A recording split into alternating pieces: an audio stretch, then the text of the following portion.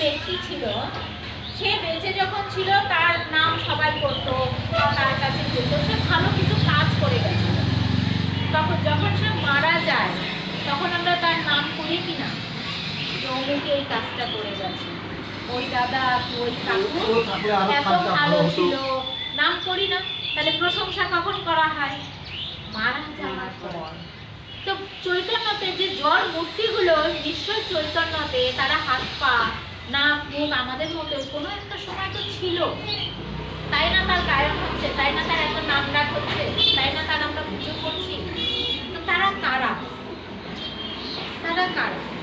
আচ্ছা, আত্মা কি মরে?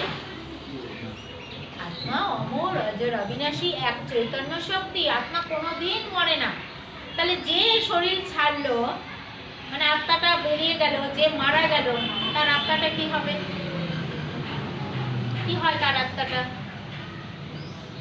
বলতে পারছি না। কি হয় বলো? কি হয় বলো?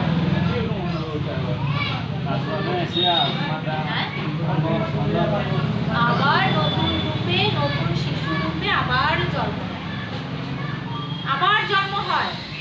ওই জন্য বৃদ্ধ হওয়ার পর আবার শিশু রূপে সে জন্ম নেয়, কারণ আত্মা তো মরছে না, ওর তো শরীর লাগবে, আবার একটা শিশু রূপে জন্ম নেয়।